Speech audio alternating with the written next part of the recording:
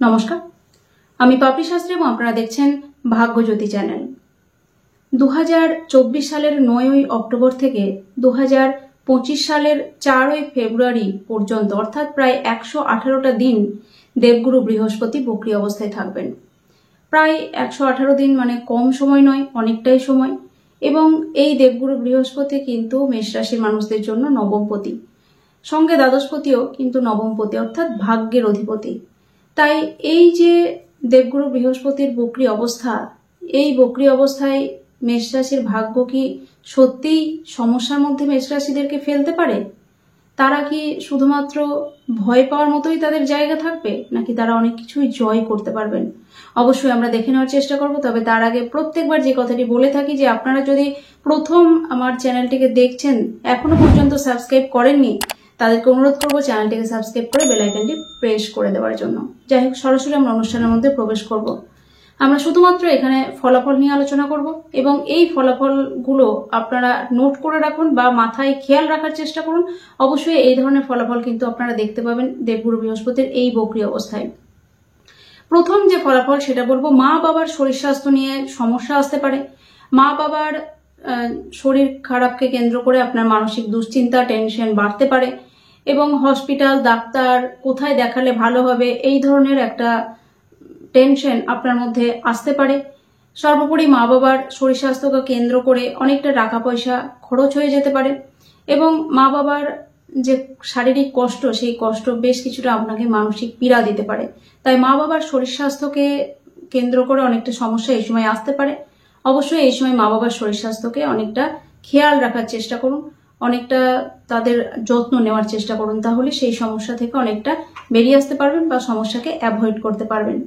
Next যে সমস্যাটা বলবো সেটা হচ্ছে যে আপনারা যারা মেষ রাশির মানুষরা রয়েছেন তাদের ক্ষেত্রে কিন্তু অবশ্যই আপনাদের যে ইম্পর্টেন্ট বা গুরুত্বপূর্ণ জিনিস, যেমন কোনো ফাইলস, কোনো ডকুমেন্টস, এই জনিত যে জিনিসগুলো, যেগুলো আপনাদের জীবনের প্রচন্ড দামি জিনিস, সেই সমস্ত জিনিস কিন্তু হারিয়ে যেতে পারে, আপনারা হারিয়ে ফেলতে পারেন। বা এমন হতে পারে যে এক জায়গায় রেখেছেন, আপনার হয়তো এখনই দরকার, কিন্তু কিছুতেই যেন মনে পড়ছে না কোথায় রেখেছেন, খুঁজে পাচ্ছেন না। রেখেছেন আপনি হয়তো যত্ন করে একটা জায়গায়, কিন্তু সেই জায়গায় আপনি পৌঁছাতে পারছেন না। এই ধরনের সিচুয়েশন আসতে পারে। তাই অবশ্যই নিজেদের যে সমস্ত প্রয়োজনীয় জিনিসপত্র, নথিপত্র, সেই সমস্ত জিনিসপত্রকে হাতের নাগালে এবং নিজের আয়ত্তের মধ্যে রাখার চেষ্টা করুন, যাতে করে সেগুলো প্রয়োজন হলে, দরকার পড়লে সহজেই আপনি সেগুলোকে খুঁজে পেতে পারেন। নইলে কিন্তু এই জিনিসটা আপনাদেরকে অনেকটা সমস্যায় ফেলতে পারে। অবশ্যই আপনাদের যারা শত্রুতার কবলে পড়েন বা শত্রু রয়েছে যাদের প্রচুর, তাদের ক্ষেত্রে কিন্তু শত্রুরা এই সময় প্রচন্ড সমস্যার মধ্যে ফেলতে পারে, প্রচন্ড শত্রুতা তাদের বাড়তে পারে। বা যাদের শত্রু নেই তাদের কিন্তু বেশ কিছু গোপন শত্রুতা এই সময় তৈরি হতে পারে। গোপন শত্রুরা আপনাদের কোনো ক্ষতি করার চেষ্টা করতে পারে এবং এই সময় কিন্তু শত্রুরা অনেকটা বলশালী অবস্থায় থাকবে। তাই আপনাকে কিন্তু অনেকটা মেন্টালি প্রিপারেশন নিয়ে রাখতে হবে এবং মানসিকভাবে অনেকটা শক্তিশালী থাকতে হবে। আপনাদেরকে কখনোই এই সময় ভেঙে পড়লে চলবে না। হ্যাঁ, অনেকেই গোপন শত্রু আপনার অনেক ক্ষতি করার চেষ্টা করবে, কিন্তু অবশ্যই আপনি যদি স্ট্রং থাকেন তাহলে তারা কিন্তু আপনার কিচ্ছু করতে পারবে না। কারণ মেষ রাশির মানুষদের কিন্তু এমনি অনেক শত্রু হয়। তাই অবশ্যই সেই শত্রুতার জায়গা থেকে আপনাদেরকে বেশ কিছুটা সাবধানে কিন্তু এই সময় থাকতে হবে। যারা লটারি কাটেন, জুয়া খেলেন, ফাটকা ইনকাম করতে চান বা ফাটকা ইনকামের দিকে ইন্টারেস্টেড, এবং একই সঙ্গে যারা শেয়ার মার্কেটের সঙ্গে যুক্ত, যারা এই ধরনের কোনো শেয়ার মার্কেট, স্টক মার্কেট এইগুলোর সঙ্গে যুক্ত, তাদের কিন্তু খুব বুঝে শুনে এই সময় ইনভেস্ট করা উচিত। নইলে এই সময় কিন্তু বেশ কিছুটা লস হতে পারে বা এই সমস্ত জিনিসে ফাটকা ইনকামের ক্ষেত্রে বেশ কিছু কিন্তু সমস্যা আসতে পারে বা বাধাপ্রাপ্ত হতে পারে, অর্থাৎ বেশ কিছু বাধার সম্মুখীন আপনাকে হতে পারে। হয়তো দেখা গেল লটারি যারা কাটেন আর কি, আমি লটারির কখনোই পক্ষপাতী নই, তবুও বলবো যারা লটারির সঙ্গে যুক্ত, যারা লটারি কাটেন, দেখবেন কিছু নাম্বারের জন্য হয়তো আপনার অনেকটা বড় প্রাইজ মিস হয়ে গেল। যারা শেয়ারে ইনভেস্ট করেন, হয়তো ভুল শেয়ারে ইনভেস্ট করেছেন, অনেকটা লস হয়ে গেল, বা বেশ কিছুটা শেয়ারের আপস অ্যান্ড ডাউনসের ফলে আপনার অনেকটা লসের মধ্যে আপনি রান করছেন। এই ধরনের সিচুয়েশন কিন্তু আসতে পারে। তাই অবশ্যই সেই দিকে কিন্তু অনেকটা নজর দিতে হবে এবং ভুলভাল ইনভেস্ট করা থেকে এই সময় অনেকটা বিরত থাকতে হবে। আপনার যে কোনো কাজকর্মের ক্ষেত্রে হয়তো আপনি কোনো কাজ সামনে করতে চলেছেন, কোনো একটা বিষয় আপনি হয়তো করবেন, কোনো কথাই কিন্তু কাউকে শেয়ার করবেন না। অর্থাৎ আপনি কি করবেন না করবেন সেটা কিন্তু এই সময় অত্যন্ত গোপন রাখার চেষ্টা করুন। যদি কাউকে বলে ফেলেছেন নিজের কোনো প্ল্যানের কথা, তাহলে কিন্তু সেই প্ল্যান আপনার ভেস্তে যাবে। অর্থাৎ এই সময় কিন্তু আপনার প্ল্যানের কথা যেন কেউ জানতে না পারে। আপনি কি প্ল্যান করছেন, কি করতে চাইছেন, সেটা কিন্তু অন্য কাউকে, আপনি নিজে ছাড়া যেন কেউ না জানতে পারে। যখন করবেন সেটা করার পর অন্য কাউকে বলবেন, এই ধরনের বিষয় হতে পারে। কিন্তু প্ল্যানিং এর আগে কখনোই আপনার প্ল্যানটা অন্য কাউকে শেয়ার করবেন না, তাহলে কিন্তু আপনার কর্ম ভেস্তে যেতে পারে। এছাড়া বলবো, যারা গোপন কোনো কর্মের সঙ্গে যুক্ত, যেমন জ্যোতিষ, তন্ত্র, কোনো গবেষণামূলক কর্ম, এছাড়াও কোনো সিআইডি বা কোনো গোয়েন্দা জনিত যে সমস্ত কর্মগুলো হয়, অর্থাৎ গোপন গুপ্ত কোনো কর্ম যারা করে থাকেন, তাদের ক্ষেত্রে কিন্তু এই সময় যথেষ্ট ডেভেলপমেন্টের একটা জায়গা থাকছে, যথেষ্ট একটা উন্নতির কিন্তু জায়গা থাকছে। তবে প্রত্যেককে বলবো, মেষ রাশির মানুষদেরকে, এই যে দেবগুরু বৃহস্পতি 118 দিন বক্রী অবস্থায় থাকবেন, এই সময় আপনারা কিন্তু নিজেদের কোনো প্ল্যান কারোর সঙ্গে শেয়ার করবেন না। আমি বারবার বলে দিচ্ছি, দেখবেন আপনারা মিলিয়ে নেবেন।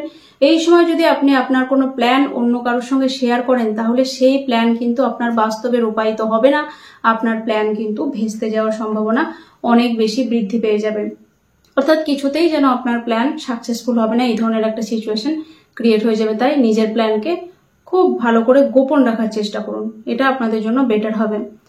আপনাদের যারা কাছের মানুষ রয়েছে, যারা নিকট মানুষ রয়েছে, যাদেরকে আপনি প্রচন্ড ভালোবাসেন, সে আপনার পরিবারের কেউ হতে পারে, আপনার ভালোবাসার মানুষ হতে পারে, আপনার হাজবেন্ড বা ওয়াইফ হতে পারে, আপনার কোনো ফ্রেন্ড বা বন্ধু হতে পারে, যাকে আপনি প্রচন্ড ভালোবাসেন, যার সাথে আপনার খুব ভালো একটা সম্পর্ক, মিষ্টি মধুর একটা সম্পর্ক, তার সঙ্গে একটা সম্পর্কের টানাপোড়েন এই সময় কিন্তু হতে পারে।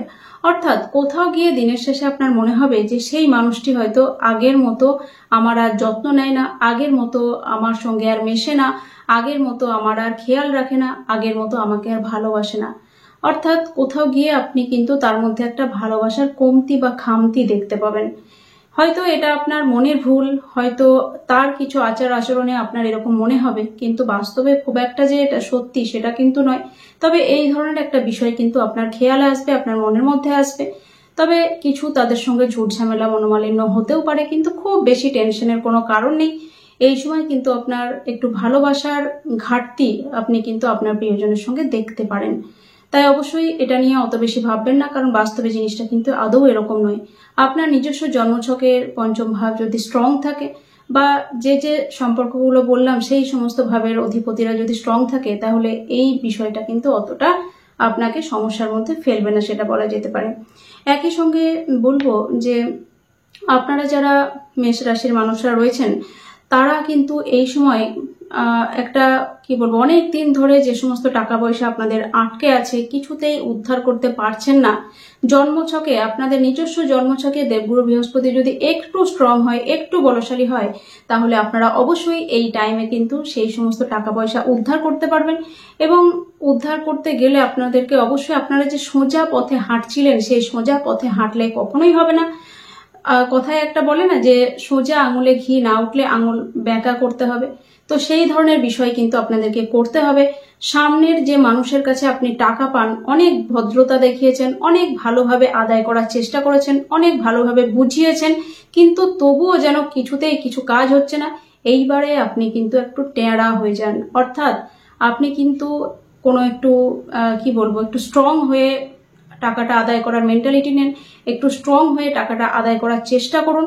এবং একটু স্ট্রং হয়ে যদি আপনি বলেন যে এইবার কিন্তু টাকাটা না দিলে আমি আইনের পথে যাব, বা বিভিন্ন রকম যে কি বলবো, হুমকি টাইপের কথাবার্তা হয় না, হুমকি খুব একটা বলা উচিত নয়, আপনি যে কোনো একটা স্টেপ নেবেন এটার বিরুদ্ধে, সেইটা সামনের মানুষকে, যার থেকে আপনি টাকা পান, তাদেরকে বলার চেষ্টা করুন, তাদেরকে বোঝানোর চেষ্টা করুন যে আমার যদি টাকাটা এবার আমি না পাই, তাহলে আমি কিন্তু কোনো স্টেপ নিতে বাধ্য হব, তখন আমাকে তুমি কিছু বলবে না। এই ধরনের বিষয়ে কিন্তু আপনি যান, দেখবেন আপনি এই সময় অবশ্যই বহুদিন ধরে যে টাকা পয়সা উদ্ধার করতে পারছেন না, সেই টাকা পয়সা কিন্তু আপনি উদ্ধার করতে পারবেন। একই সঙ্গে বলবো যে অর্থের জন্য আপনার যে কাজকর্ম এতদিন ধরে আপনি করতে পারছিলেন না, কোনো হয়তো একটা কাজ অর্থের জন্য পিছিয়ে যাচ্ছিলেন, কাজ করতে পারছিলেন না, সেই কাজ কিন্তু এখন আপনি করতে পারবেন। এবং অনেক দিন থেকে হয়তো আপনার অর্থের জন্য কোনো কাজ আটকে ছিল, সেটা কিন্তু এই সময়ে হওয়ার একটা জায়গা থাকবে। এবং আর্থিক বিষয়ের দিকে যদি খেয়াল করি তাহলে দেখবো এই সময় কিন্তু যে কোনো একটা বড় কাজ আপনার হওয়ার সম্ভাবনা বৃদ্ধি পাবে।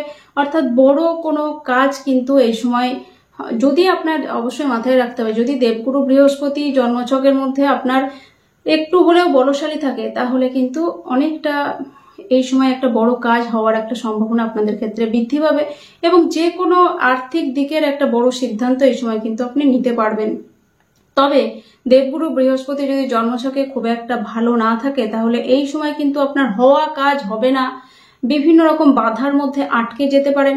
এবং যে কাজটা দুদিনে হওয়ার কথা ছিল সেটা 10 দিন লেগে যাচ্ছে, পিছিয়ে যাচ্ছে, এই ধরনের একটা সমস্যা কিন্তু চলে আসবে। অর্থাৎ আলটিমেটলি ভাগ্যের সহায়তায় কোথাও না কোথাও ঘাটতি থেকে যাবে, কিছুতেই যেন আপনি ভাগ্যের সহায়তা পাচ্ছেন না, এই ধরনের সিচুয়েশন কিন্তু ক্রিয়েট হতে পারে।